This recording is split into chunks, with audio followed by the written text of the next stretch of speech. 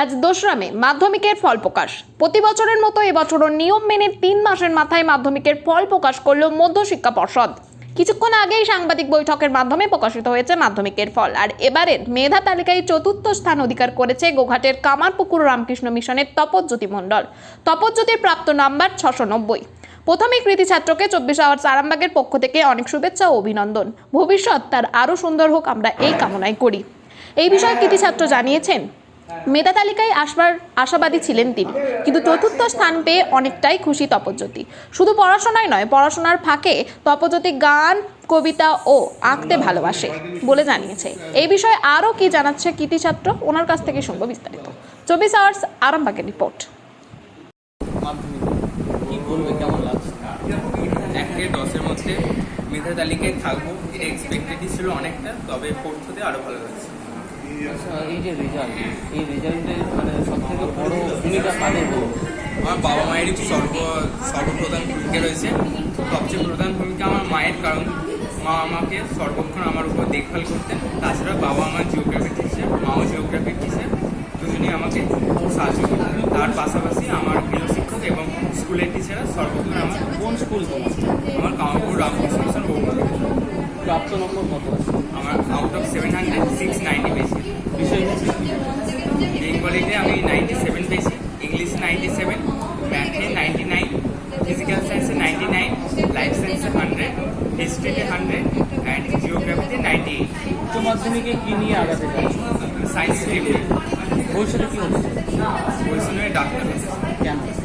নির্ভর দুস্থ সাধারণ মানুষের সেবা করা, তাদের মুখে হাসি ফোটানো, এতেই আমার ভালো লাগে। তাই তাদের সাহায্য করতে, সমাজের কল্যাণে আমি। কতক্ষণ করে পড়াশোনা?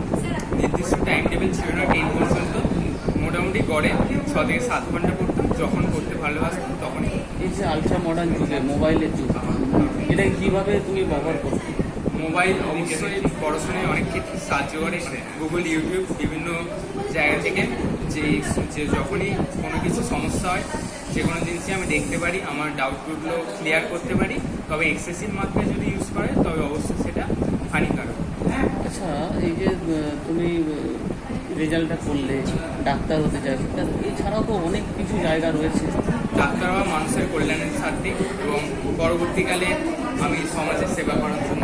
পড়াশোনা ছাড়া আর কি ভালো লাগে? পড়াশোনা করা ছাড়াও আমার গান করতে ভালোবাসি।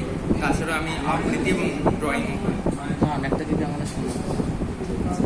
ও আমার দেশের মাটি, তোমার পরে ঠেকাই মাথা, তোমাতে বিশ্বময়ের, তোমাতে বিশ্বময়ের আঁচল পাতা। ও আমার দেশের মাটি, তোমার পরে ঠেকাই মাথা। কোন কোন কবিতা, কাদের কবিতা বেশি ভালো লাগে? রবীন্দ্রনাথ, সুকান্ত, সুকুমার রায়, সকলেরই কবিতা আমি ভালোবাসি। ফাঁকা সময়ে আমি কবিতা পড়ি। প্রথমত পরিশ্রমী হতে হবে, নিষ্ঠার সঙ্গে সৎভাবে পরিশ্রম করলে অবশ্যই সফল হবে। এক কথা। আশা করেছিলে? হ্যাঁ, আশা করেছিলাম ভালো ফল করবে, কিন্তু 1 থেকে 10-এর মধ্যে যে র্যাঙ্ক করতে পেরেছি এটা আশা করি। ছেলে পড়াশোনা বাদ দিয়ে আর কি কি করতো? পড়াশোনা বাদ দিয়ে ও গান করে, এখনও মাঝে মাঝে বসে সময় পেলে গান করে। আর মোটামুটি এন্টারটেনমেন্টের জন্য একটুখানি মানে আধ ঘন্টা হয়তো ব্রেক নিয়ে একটু কার্টুন বা এগুলো দেখতে পছন্দ করে। কি হতে চাইবো? ভবিষ্যতে ও ডাক্তারি লাইনে থাকারই ইচ্ছে, মানে মেডিকেল লাইনে পড়াশোনা করছে। ছেলে কি কি খেতে ভালোবাসতো? ও আমার হাতে সব রকম খাবারই খেতে পারে, কিন্তু বিশেষত একটু স্পাইসি খাবারগুলো খেতে পছন্দ করে। মানে যেগুলো বাইরে যেগুলো খেতে পছন্দ করে, সেগুলো বাড়িতে বানিয়ে দিলে ও সন্তুষ্টভাবে মানে আনন্দ হয়ে খায়। ছেলে কি ঘুরতেও ভালোবাসতো? হ্যাঁ, ঘুরতে ভালোবাসে, কিন্তু খুব বেশি 2 দিনের বেশি জার্নি করতে পারি, মানে শর্ট ডিস্টেন্স যেগুলো দীঘা বা কাছাকাছি যেগুলো, সেগুলো ঠিক আছে। ছেলে কটা টিউশন মাস্টার ছিল? প্রত্যেকটা সাবজেক্টই টিউশন ছিল। ছেলে পড়াশোনা বাদ দিয়ে আর কি কি ভালোবাসতো? বন্ধু বান্ধব, হ্যাঁ, খেলা? বন্ধুবান্ধবের সঙ্গে রীতিমতো তো মাঝে মাঝে যখন আধ ঘন্টা সময় পেতো মোবাইল দিয়ে, তখন চ্যাটে কথাবার্তা বলতো এরকম। তার সঙ্গে সঙ্গে গান শুনতে ভালোবাসতো, গান পড়তে ভালোবাসতো, ছবি আঁকতে ভালোবাসতো, এগুলো করে ভালোবাসতো। ছেলের নাম কি? তপজ্যোতি মণ্ডল। আপনার নাম?